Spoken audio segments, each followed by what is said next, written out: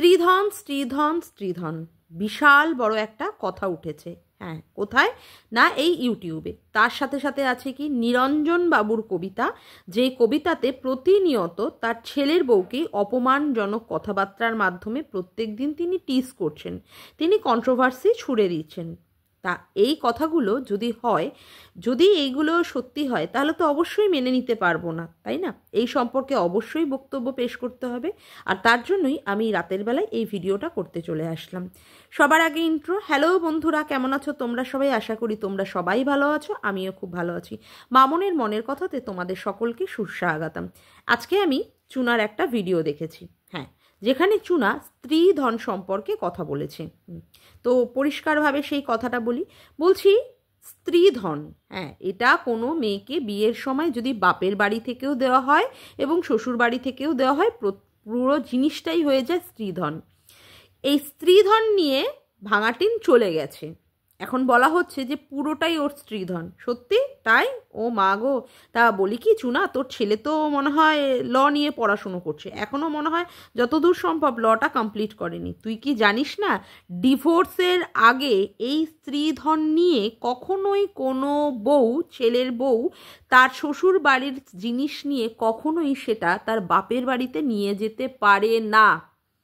বাপের বাড়িতে নিয়ে যেতে পারে না, এটা কিন্তু চুরির কেসেই পড়ে। তুই তোর ছেলের কাছে ভালো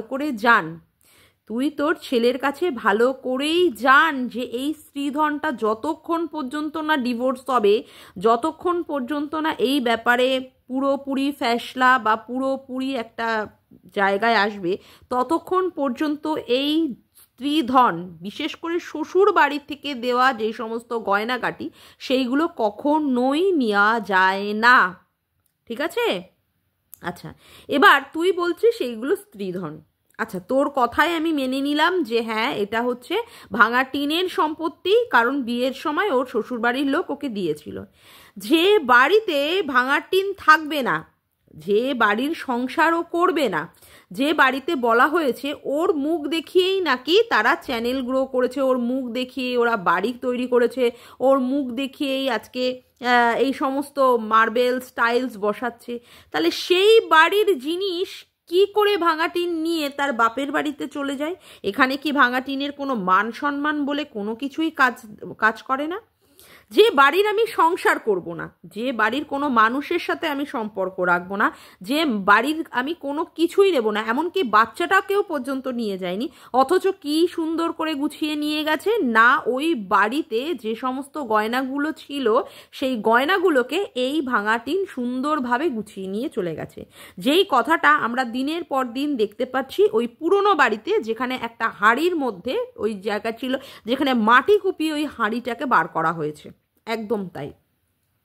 তাহলে কথা হচ্ছে আজকে এই রকমভাবে এই সন্দীপ হোক বা সন্দীপের বাবা হোক, আমি আজকে নাম করেই বলছি, যারা বলছেন তারা যে কথাগুলো বলছেন, আজকে যদি এই কথাগুলো মিথ্যেই হয় যে না ও চুরি করেনি বা ও কিছু করেনি, তাহলে ও কেন একটা মামলা এখনো পর্যন্ত রুজু করতে পারলো না যেখানে ওর সম্পর্কে এই ধরনের অ্যালিগেশন দেওয়া হচ্ছে? এটা তো সম্পূর্ণ একটা মানহানির মামলা, এটা মানহানির মামলা বই, আর অন্য কোনো কিছু না। তাহলে কেন সেখানে দেওয়া হচ্ছে না? তার মনে মৌনতাই সম্মতির লক্ষণ। আজকে ভাঙাটিন চুপ করে বসে আছে, ভাঙাটিন এই কথাগুলো শোনার পরেও হজম করছে।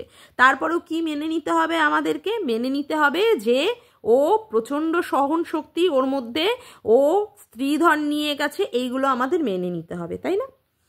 চুরি করবে, তারপরেও তাকে বলা যাবে না যে সে চুরি করে নিয়ে গেছে।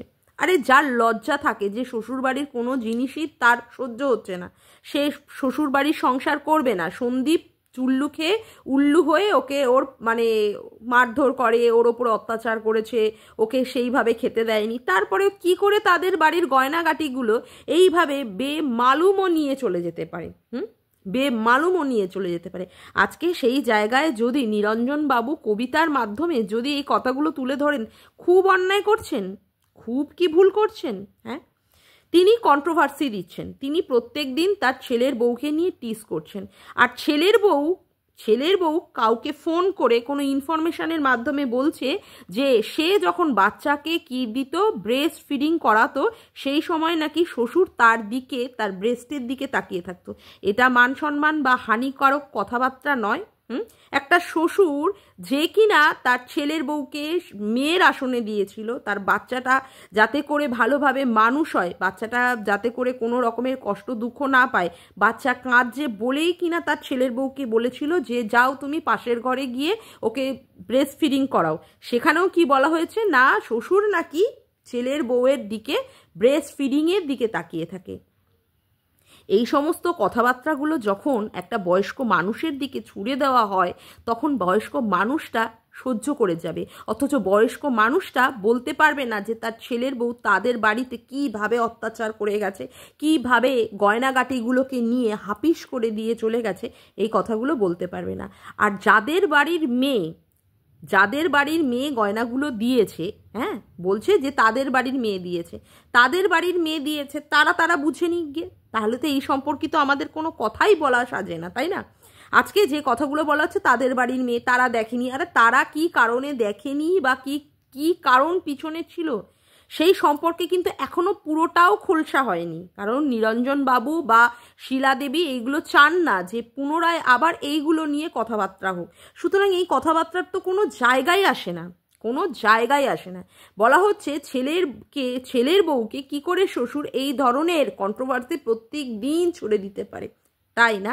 আর যেখানে আরেকজন, মানে যেখানে এই সন্দীপের শ্বশুর যেখানে কলসি তুলে জামাইকে মারতে যায়, তারপরে বলে যে ঘুঘু দেখেছো, ঘুঘুর ফাঁদ দেখোনি, এই ধরনের অপমানকর জিনিস করে, আর ওপেন যেখানে ক্যামেরার মধ্যে দেখা যাচ্ছে কিভাবে ওই আও ভক্তি কাকু কিভাবে সন্দীপকে মারতে গেছিল, এটা বুঝি খুব সম্মানজনক কাজ ছিল?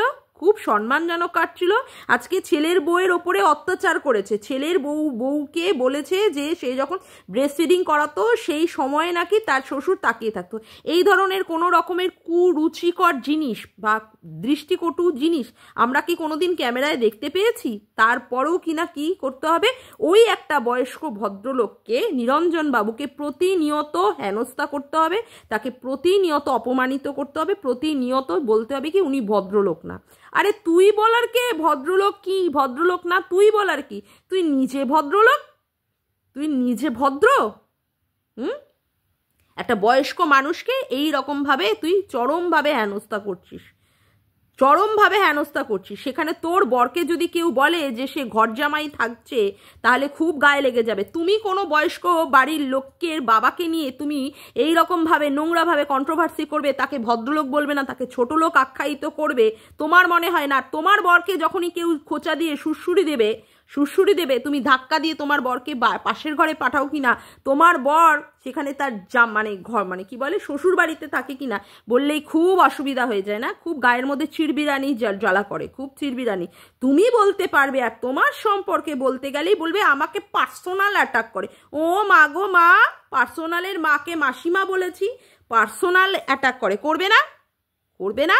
হ্যাঁ, আজকে নিরঞ্জন বাবু কবিতাগুলো দিচ্ছেন, সেইগুলো কবিতাগুলো নিতে পারছো না, মানে ঠিক জায়গায় ঠিকভাবে লেগে যাচ্ছে, ঠিক জায়গায় একদম পুরো জায়গার জিনিস জায়গায় লেগে যাচ্ছে, খুব গায়ে লেগে যাচ্ছে গো, খুব গায়ে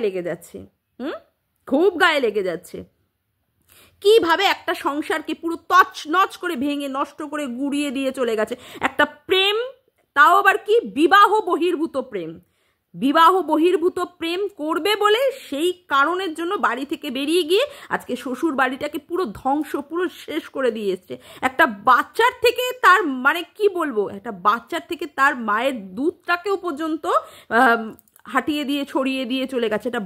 একটা শিশু, সেই বাচ্চাটার দিকে তাকায়নি। স্ত্রীধনটা এতটাই বড় হলো যে সেখানে একটা বাচ্চা পর্যন্ত জায়গা পেল না।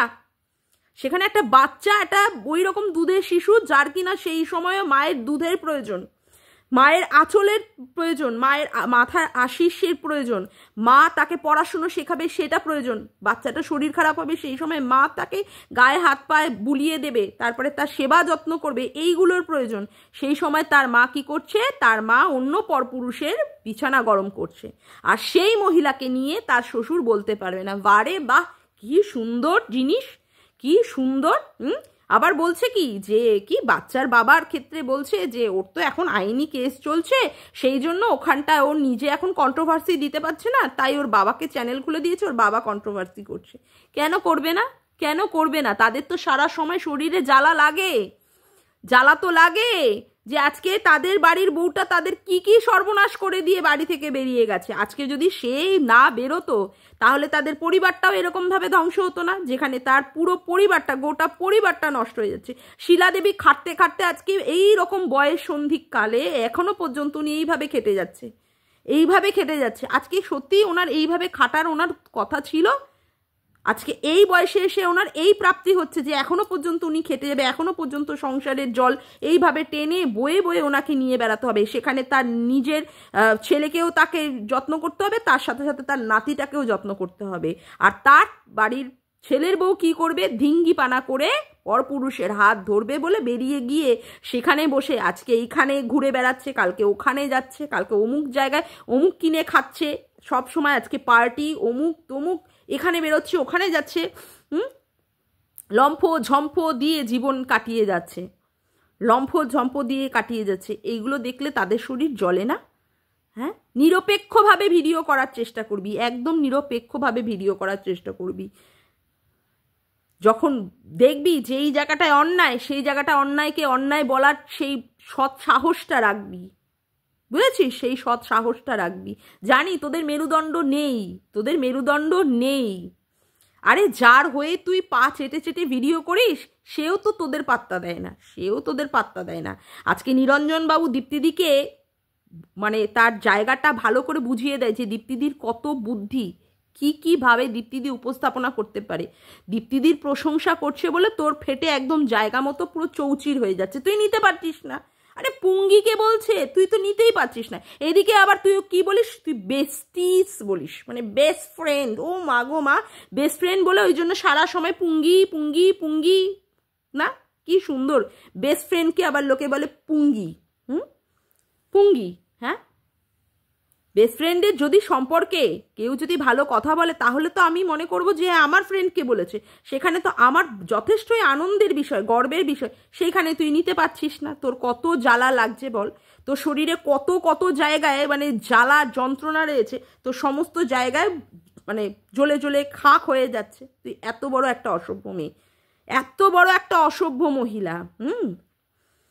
তুই কি করিস? শুধু মানে খানা কবজি থেকে তুই শুধু ঢোকার চেষ্টা করিস, যে তুই এই সমস্ত জায়গা দিয়ে গিয়ে তুই একমাত্র মহান মহিলা হয়ে যাবি। তুই কন্ট্রোভার্সি জগতে বিশাল বড় একটা জায়গা তুই দেখিয়ে দিবি যে তুই বিশাল বড়।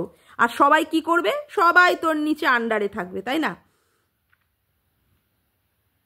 অসভ্য কোথাকারে একটা অসভ্য। কন্ট্রোভার্সি করবি, নিরপেক্ষভাবে কন্ট্রোভার্সি করবি, নিরপেক্ষভাবে। আর নিরঞ্জন বাবুর কবিতাগুলো না একদম ঠিকঠাক জায়গা মতো পড়ছে, ঠিক কথা উনি ঠিকভাবে ঠিক মানে ওনার দিয়ে কবিতার মাধ্যমে উনি প্রকাশ করছেন।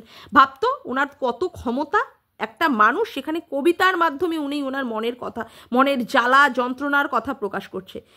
মানে ওনাকে তো আর এরকম ভুঁড়ি নাচিয়ে নাচিয়ে তারপরে ব্যারাকের ছবি, পুলিশ ব্যারাকের ছবি দেখিয়ে দেখিয়ে তো ওনাকে ভিডিও করতে হচ্ছে না, যারা এগুলো করতে হচ্ছে না, যারা করেছিল তারা নোংরামি পানা করেছিল, সেই জন্যই তারা কন্ট্রোভার্সির শিকার হয়েছেন।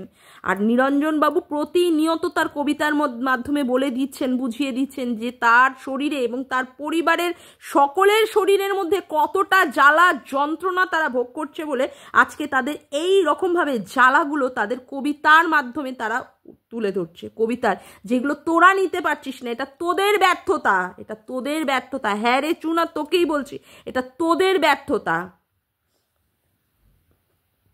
আজকে আমি জানি তুই আমাকেও নিয়েও এরপরে ভিডিও করতে বসে যাবি, তাতে আমার কিছু যায় আসে না। আমি যা সত্যি আমি সেই কথাটাকে আগেও বলেছি, এখনো বলছি, ভবিষ্যতেও বলবো, বুঝেছিস? যাক গে, আজকের মতো ভিডিওটা আমি এখানেই শেষ করলাম। আমার ভিডিওটা যদি তোমাদের ভালো লেগে থাকে তবে অবশ্যই একটি লাইক করো, কমেন্ট করো, শেয়ার করো, চ্যানেলটিকে বেশি বেশি করে সাবস্ক্রাইব করে রেখো, আর অল নোটিফিকেশন বেলটিকে অন করে রেখো এরকম নতুন নতুন ভিডিও পাওয়ার জন্য। আজকের মতো আসি বন্ধুরা, আবার দেখা হচ্ছে নতুন ভিডিওতে। Bye, tata.